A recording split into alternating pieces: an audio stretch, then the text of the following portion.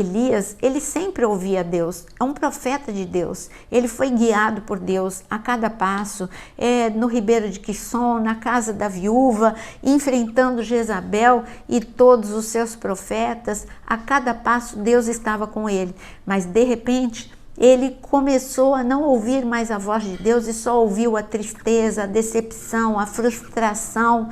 E este homem, diante de uma ameaça de Jezabel, ele fugiu e ele queria morrer. Ele se deitou debaixo do zimbro e queria morrer. Deus mandou um anjo ir até ele e falar: não, fala para Elias que eu quero falar com ele.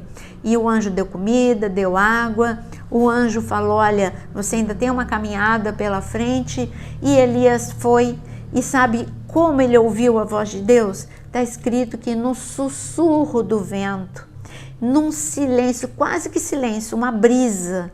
O barulho de uma brisa não foi no terremoto, não foi no fogo, foi na brisa que a voz de Deus se tornou audível para Moisés. Então, como a palavra de Deus diz, tem momentos que você pode ter a sua consciência cauterizada. O que é consciência cauterizada? Você se acostuma. Você se acostuma com aquilo que é errado, você justifica aquilo que é errado e o que te incomodava passa a não te incomodar mais. Isto que é uma consciência cauterizada.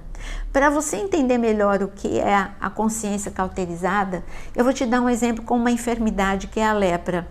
O perigoso na lepra, a lepra é uma doença que no tempo de Jesus e até bem pouco tempo era uma doença que não tinha sido ainda vencida e ela trazia grande prejuízo ao portador da lepra, porque não era só algo que deformava a pessoa perdia as extremidades, ela perdia ponta do nariz, da orelha, os dedos, enfim, era algo que era totalmente deformante e além disso, além de ser contagiosa, deformar a pessoa, o perigo da lepra é a insensibilidade, porque a pessoa perde a sensibilidade à dor. Então, se ela puser a mão no fogo, ela não vai sentir por acidente. Se ela encostar o braço no fogo, ela não vai sentir dor e aí ela pode ter grande prejuízo. Por exemplo, se estiver dormindo e um rato vier e morder, não vai sentir dor, porque na região afetada pela lepra perde a sensibilidade à dor. E por isso que a palavra ela faz um paralelo da enfermidade lepra com o pecado. O pecado é a mesma coisa. A princípio, você sente um incômodo com aquela situação. Não, eu não estou fazendo certo. Mas se você insistir em errar, você vai ganhar este tipo de insensibilidade. Você vai ter a tua consciência cauterizada, você não vai se sentir mais culpado, você não vai se sentir mais triste nem incomodado e você vai conviver. É a mesma coisa que aconteceu com Davi. Davi, a princípio, ele entendia, é guerra, eu tenho que estar na guerra. Depois ele começou a justificar para ele mesmo, é guerra, mas eu já lutei muitas guerras, eu não preciso estar na guerra.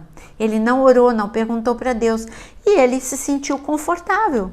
Com o tempo, talvez ele sentiu um incômodo no início, mas depois ele se sentiu confortável estando em casa.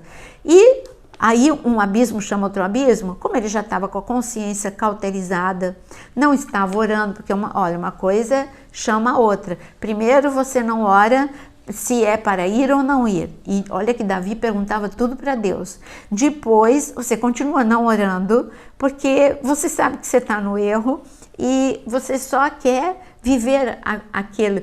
No sentido Davi, ele ficar em casa era a melhor opção. Depois, como eu disse, um abismo chama outro abismo, ele foi para a varanda, ele viu Batseba e aí veio o pecado, a ideia. E por que ele não parou? Ele podia ter olhado para Batseba e dizer, não posso olhar. E ele podia dizer, porque eu vou ferir o coração do pai, eu não vou olhar porque eu sou um homem casado, essa mulher é uma mulher casada. Mas ele não pensou, ele falou, eu sou rei, ele justificou, eu tenho direito, eu faço tanta coisa, eu tenho direito. e assim ele andou a passos largos para o pecado. Foi Deus que não estava falando com Davi ou Davi que não estava ouvindo Deus? É lógico, é Davi que não perdeu a sensibilidade para ouvir Deus. Eu quero colocar para você, passo a passo, para você saber, e aí, quando o pecado não incomoda mais, o que acontece? Como que acontece para você chegar nesse nível? Primeiro, o pecado não incomoda mais quando você se acostuma com aquilo com uma quebra de princípio. Você não pode se acostumar com o errado, mas quando você se acostuma, o errado já não é mais tão errado. Todo mundo faz. É andar como a multidão. Todo mundo mente. Todo mundo leva isso para casa. Não me pertence, mas todo mundo leva. Não faz mal levar. Todo mundo está falando mal da liderança, então eu também vou participar. Olha, o que está escrito em Provérbios 6, versículo 16 está escrito: 6 coisas o Senhor Deus odeia, e uma sétima sua alma detesta: olhos cheios de orgulho, língua mentirosa, mãos que derramam sangue inocente, coração que faz planos perversos, pés que se apressam a fazer o mal, testemunha falsa que profere mentiras e o que semeia discórdia entre os irmãos.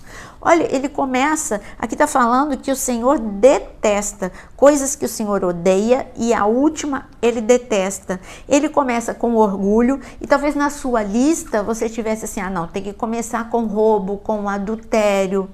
Mas o Senhor, ele está começando com algo que talvez você conviva com isso, com o ódio, com a amargura, com a mágoa. E ele termina que a última ele detesta, ele está falando aquele que semeia discórdia entre os irmãos. Então aquele que, ao invés de ser pacificador, ele ainda fala mal dos irmãos, fala mal da liderança, fala mal do cônjuge, fala mal do familiar. O Senhor está dizendo, esse comportamento eu detesto.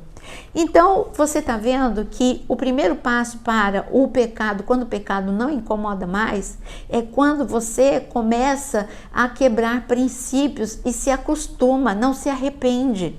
Quando você não se arrepende de imediato e quando você não se desvia do mal e começa a justificar. Quando você justifica o teu erro, é aí que você continua a pecar sem sentir nenhum peso. Você não sente nenhum peso, nenhum incômodo. Esse é o primeiro passo. Então, o pecado não incomoda mais quando você se acostuma com aquilo, com a quebra de princípio. Segundo, quando você deixa de ouvir Deus. E quando que eu deixo de ouvir Deus? Quando você não lê a palavra, ou quando você lê a palavra, mas você seleciona aquilo que você lê. Então, se você tiver com um problema com o teu irmão, você vai ler tudo, menos você não vai ler que Mateus capítulo 18, que diz, se você tiver algum problema com o teu irmão, é melhor você resolver antes e depois você continua a orar. Então, você não vai ler as passagens que te incomodam. Aqui, então, o segundo item é quando você deixa de ouvir Deus, você ouve aquilo que você quer ouvir, não o que Deus quer falar com você. Caim, ele deixou de ouvir Deus. Quando o pecado não incomodou mais Caim, quando não incomodou mais a Coré, quando não incomodou mais a Balaão. Quando eles deixaram de ouvir Deus, Balaão era um homem que era usado por Deus, mas quando ele deixou de ouvir Deus, ele ouviu a princípio, mas depois o amor ao dinheiro era tão grande que ele se corrompeu e ele ensinou o povo de Israel a pecar. Então, quando o amor ao dinheiro já estava a consciência dele cauterizada. Não, eu já obedeci Deus até aqui, agora não faz mal eu fazer isso. Quando que o pecado não incomodou mais Coré? Coré teve grandes experiências com Deus. Coré fazia parte da multidão que saiu do Egito, que viveu as pragas, os sinais, prodígios e maravilhas. E Coré estava lá no meio do Mar Vermelho, passou pelo meio do Mar Vermelho como todos. Coré viu e via o maná descer do céu todos os dias. Então, aonde que esse homem ele conseguiu se rebelar e fazer um motim contra Moisés. Quando que ele não se sentiu incomodado? Bom, na primeira vez que ele falou mal de Moisés e quis tomar o lugar de Moisés, talvez antes de dormir ou no momento que ele estava com Deus, ele tenha se sentido incomodado. Mas depois ele começou a justificar, não justifique o erro. Ah, não, porque Moisés, ele não faz 100% das coisas certas e eu sou melhor do que Moisés. Não justifique o erro, porque esse é o ponto seguinte. Quando você justifica aquilo que é errado, você vai continuar errando. O pecado não incomoda mais. Como Davi não incomodou mais o pecado, deixou de ir para a luta, tudo bem, incomodou um dia, dois, mas depois não incomodou mais. Olhou para a esposa que não era sua esposa, cometeu adultério, foi até o fim, porque não incomodou mais olhar, chamar, planejar. Isso não incomodou mais. Então, quando o pecado não incomoda mais, eu escrevi aqui para você, quando você não ouve mais o conselho de ninguém e você perece por falta de conhecimento. Quando, por exemplo, o filho de Salomão, ele não ouviu, quando Roboão não ouviu o conselho dos mais velhos e quis ouvir o conselho dos mais novos, o pecado não incomodou mais este homem. Ele teve que pagar o preço de ter um reino dividido, mas ele não ficou incomodado em quebrar princípio de Deus. E aqui eu ainda coloquei um último item para você. Quando que o pecado não incomoda mais? Quando você abre concessões. Ah, isso aqui pode, isso aqui não pode. Mas isso aqui pode. Quando você abre concessões, tudo bem, eu não posso falar mal de ninguém. A palavra está escrito que Deus, ele odeia aquele que semeia discórdia entre os irmãos. Eu li Provérbios 6, versículo 19. Tá bom, eu não estou semeando a discórdia, eu só estou falando a verdade. Aí você começa a entender o que eu coloquei aqui para você, quando você abre concessão. Mas não, isso eu posso fazer, eu não estou falando mal, eu só estou falando a verdade. E é verdade, isso. Então você está abrindo concessão. Quando Davi, como eu acabei de citar, abriu concessão. Não, eu sou rei, eu posso fazer isso. Eu agrado a Deus em tantas as coisas, mas isso eu posso fazer. Não abra concessão. Pecado é pecado. Assim como tudo aquilo que fere o coração de Deus é pecado. Então você escolhe não ferir o coração de Deus quando você anda em santidade. Então não abra concessão. Sabe qual foi o erro do povo quando entrou na Terra Prometida? Foi porque Deus falou, não conviva com o inimigo. E ali a maior parte das tribos, olha, quando eles entraram com Josué, Josué venceu, os muros caíram, Deus derrubou os muros. Josué, ele venceu os reis da terra, ele ensinou como o povo continuar a guerrear. E aí, de repente, quando Josué ele morre, todas as tribos começaram a conviver. Essa foi a grande calamidade do livro de Juízes. Todas as tribos começaram, quase todas, começaram a conviver com justamente o que Deus diz para não conviverem com o inimigo. E você conviver com o inimigo é o que está escrito no livro de Juízes, é você ter um espinho na sua carne. Porque se você aprender a conviver, eu vou conviver com a mentira, eu vou conviver com a calúnia, eu vou conviver com o adultério, com o orgulho, com a inveja. Quando você escolhe, não, isso não é tão grave assim, eu sei lidar com isso.